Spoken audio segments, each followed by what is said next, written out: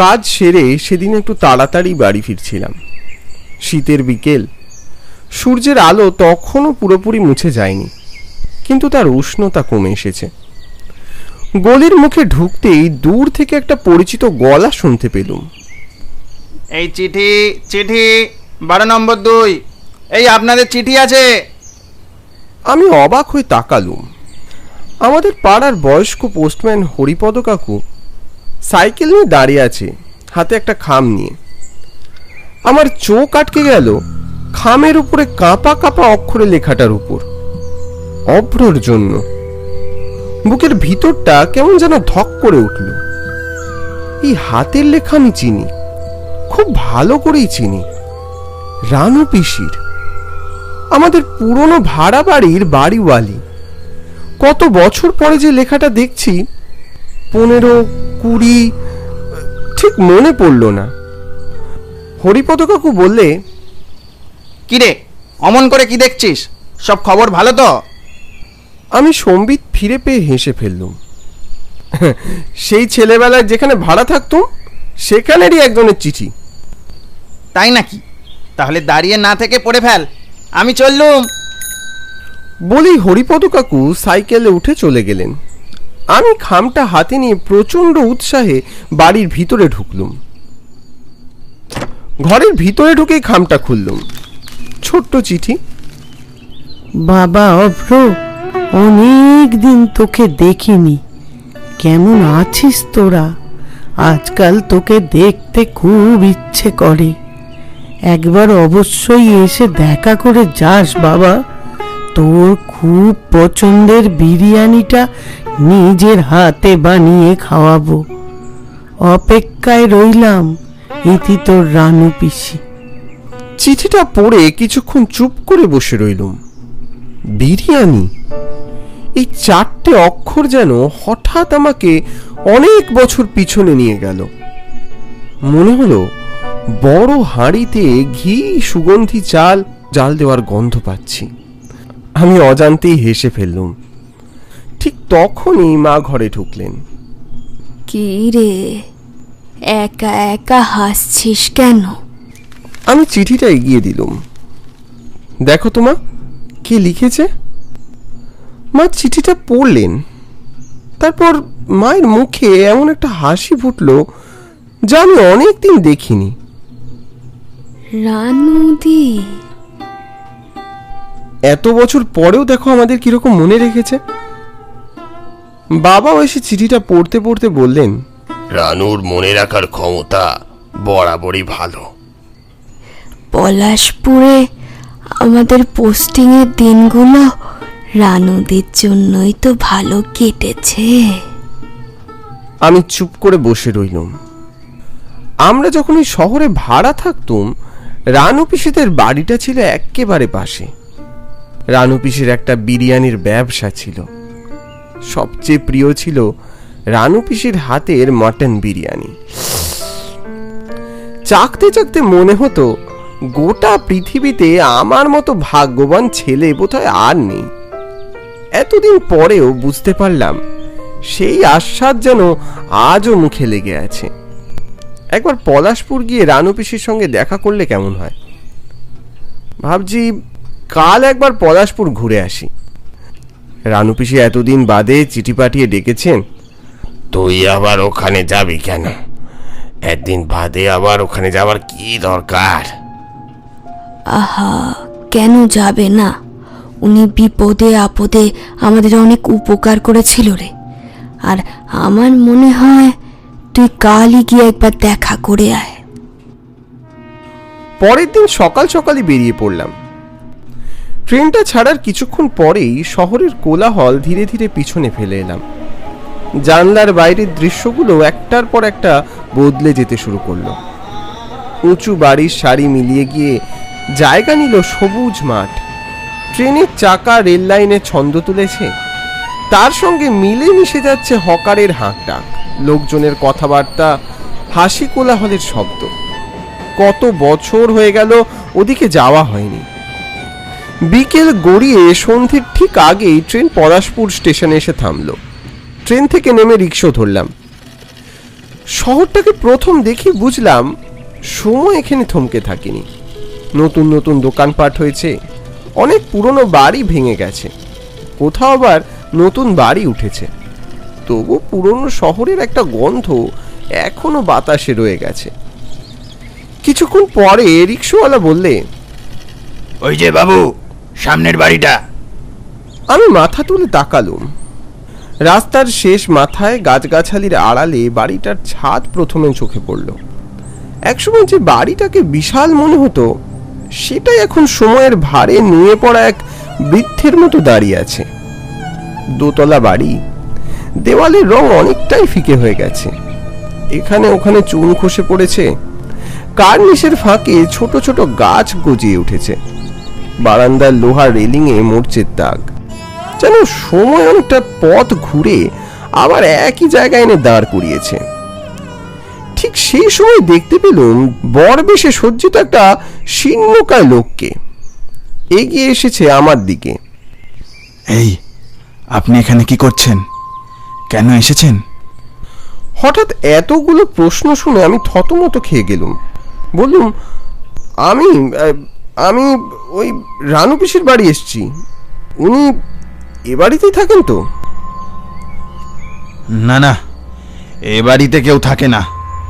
আপনি ফিরে যান, ফিরে যান বলছি, চলে যান। সে কি, ফিরে যাব কেন? রানু পিসি এখানেই থাকেন, এই ঠিকানা থেকেই আমার চিঠি পাঠিয়েছেন উনি। বললাম তো কেউ থাকে না এখানে। আপনি নিজের ভালো চান না নাকি? চলে যান বলছি, চলে যান। এবার লোকটার উপরে আমার রাগ হলো। ভর সন্ধ্যেতে এমন বরের সাথে সে যে রাস্তায় রাস্তায় ঘুরে বেড়াচ্ছে, নিঘাত কোনো গন্ডগোল আছে। আমি লোকটার কথায় বিশেষ পাত্তা না দিয়ে বাড়িটার দিকে এগিয়ে গেলুম। যেতে যেতে বললুম, মশাই, আমি আমার ভালো চাইতে তো এখানে আসিনি। যাই হোক, ধন্যবাদ আপনাকে। আশা করি আমায় আর বিব্রত করবেন না। আমি এগিয়ে যেতে যেতে শুনতে পেলুম, আমি সাবধান করেছিলাম, আপনি শুনলেন না, ভুল করলেন, মস্ত বড় ভুল করলেন। ঘাড় ঘুরিয়ে দেখলুম লোকটা অন্ধকারে কুয়াশায় কোথায় যেন মিলিয়ে গেল। আমি সেসব পাত্তা না দিয়ে সদর দরজার দিকে এগিয়ে গেলুম। ঘরটায় পা দিয়েই আমি থমকে দাঁড়ালুম। কত বছর পরে আবার এই ঘরে এলুম তা মনে নেই। এই ঘরে কত শীতের দুপুর কেটেছে আমার। জানলার ধারে বসে গল্পের বই পড়েছি। ঘরের আসবাবগুলো যেন এখনো ঠিক আগের জায়গাতেই আছে। পুরনো কাঠের আলমারি, বেতের মোড়া, দেওয়ালে ঝোলানো বিবর্ণ হয়ে যাওয়া ক্যালেন্ডার, শুধু মানুষগুলো নেই। আর তখনই নাকে এসে লাগলো সেই গন্ধটা, গরম মশলা, সুগন্ধি চাল আর মাটনের একসঙ্গে পাক দেওয়ার গন্ধ। আমি চোখ বন্ধ করে গভীর শ্বাস নিলাম। এত বছর পরেও যেন সে একই গন্ধ। আমি হেসে ডাকলুম, রানু পিসি, ও রানু পিসি। কোনো উত্তর এলো না। আমি আবার ডাকলুম, কই গো, আমি এসে গেছি। আমি ঘরের ভিতরে আরো কয়েক পা এগোলুম। ঠিক তখনই ঘরের দেওয়ালে একটা আয়না দেখতে পেলুম, পুরনো মরচে ধরা আয়না। মনে পড়ল ছোটবেলায় আমাদের বাড়িতে তেমন বড় কোনো আয়না ছিল না, তাই এবারই আসলেই এই আয়নার সামনে দাঁড়িয়ে এক ঝলক নিজেকে দেখে নিত আপাদমস্তক। কিন্তু আয়নায় প্রতিফলিত নিজের প্রতিবিম্ব দেখে থমকে দাঁড়ালুম। এ কাকে দেখছি আমি? বিভৎস একটা চেহারা, প্রতিহিংসা পরায়ণ চোখ ধক ধক করে চলছে। ওই মুহূর্তে হাতটা বাড়িয়ে দিতে উদ্ধত হলো, ঠিক পিছন থেকে তখনই কে যেন ডেকে উঠল, কে তুমি বাছা? চমকে ঘুরে দাঁড়ালুম। দরজার পাশে দাঁড়িয়ে আছেন রানু পিসি। আমার বুকের ভিতরটা তখনও ধুকপুক করছিল। কেন জানি না, ওনাকে আজ একটু অন্যরকম লাগছিল। বয়সের ভারে যেন অনেকটাই নুয়ে পড়েছে ওনার শরীর। চোখ দুটো কেমন ফ্যাকাশে, যেন অনেকদিন ঠিক মতো ঘুমোননি। তারপরও আমি ছুটতে গিয়ে বললুম,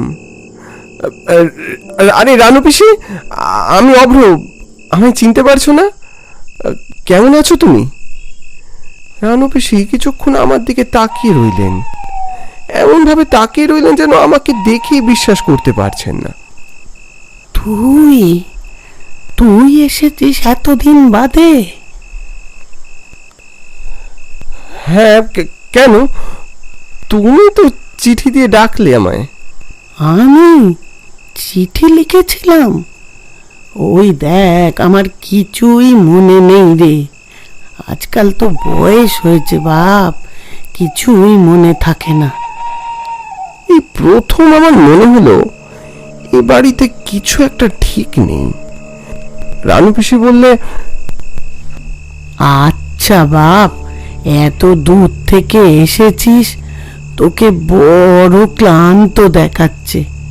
নে নে, ওই খাটে বসে একটু জিরিয়ে নে, আমি তোর জন্য গরম গরম বিরিয়ানি নিয়ে আসি। সত্যি বলতে কি, এতটা পথ আসতে সত্যি ক্লান্ত লাগছিল। আমি খাটের উপর আয়েশ করে বসে পড়লুম।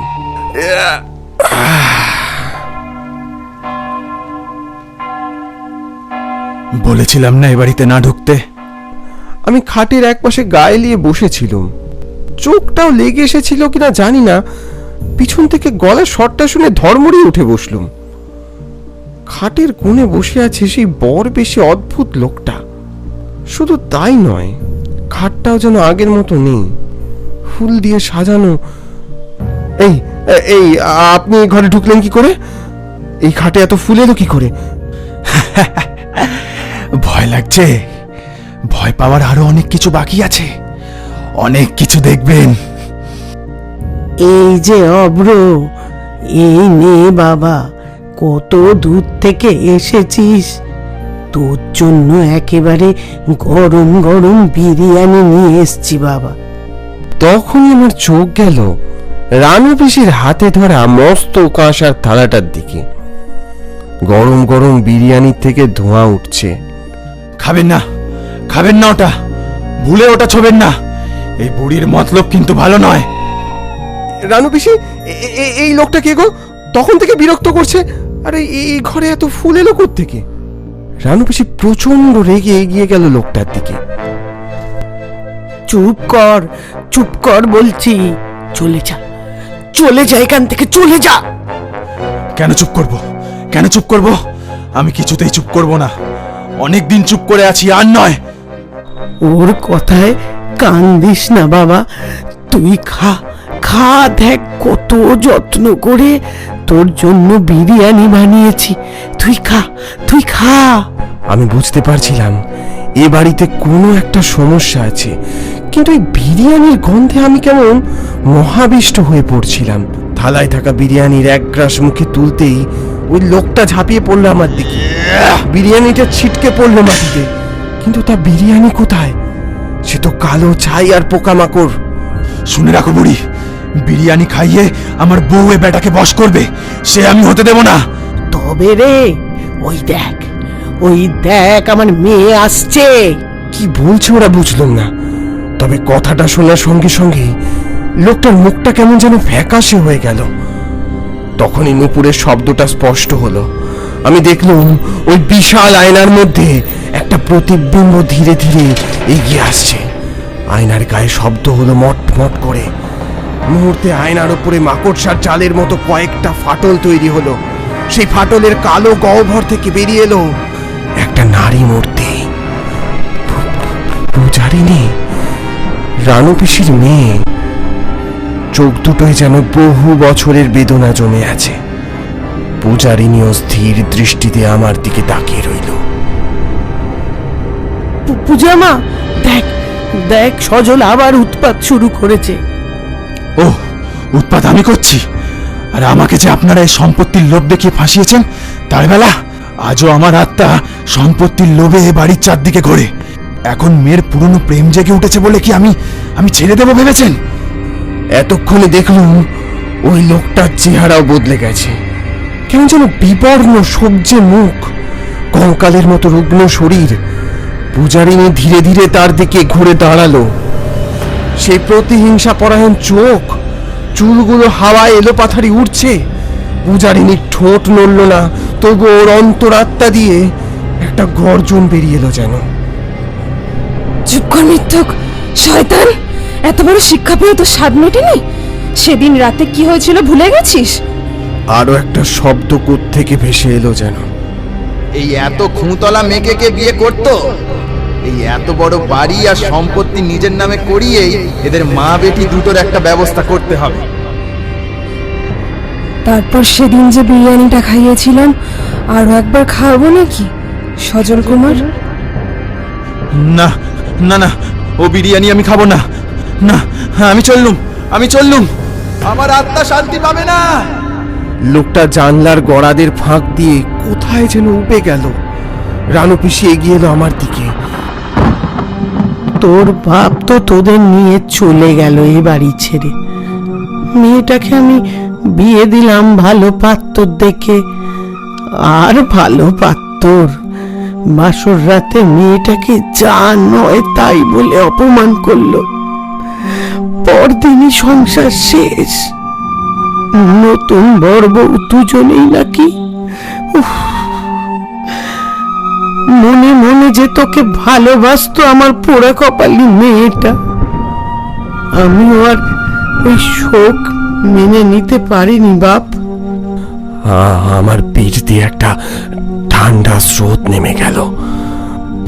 পূজারিনী পচে যাওয়া ফুলে সাজানো ভাঙা খাটে চুপ করে বসে আছে তখনও। রানু পিসি এগিয়ে এলো আমার দিকে। মনেহীন বড় বড় এই দু চোখ আমি জীবনেও ভুলবো না। আমার মেয়েটাকে তুই বিয়ে কর অভ্র, ও তোকে প্রতিদিন নিজের হাতে রেঁধে বিরিয়ানি খাওয়াবে। ততক্ষণে বুঝে গেছি আমি কোন অদ্ভুতরে বিপদে পড়েছি। সহসা মনে পড়লো বাড়ির পিছনে দরজাটার কথা। আমার মেয়েটাকে একলা রানু পিসির সেই অশরীরী শরীর এগিয়ে আসছিল ক্রমশ। আমি কোনো মতে পিছনের দরজাটা দেখা পেয়েই ভাঙা দরজার ফাঁক গলে বেরিয়ে এলাম। বাইরে সেই পরিত্যক্ত বাড়ি থেকে তখনও বেরিয়ে আসছে কান্নার রোল আর বিরিয়ানির আতরের গন্ধ। আধার জমা পরিবেশটায় আমার দু চোখ বেয়ে জল গড়িয়ে পড়ল।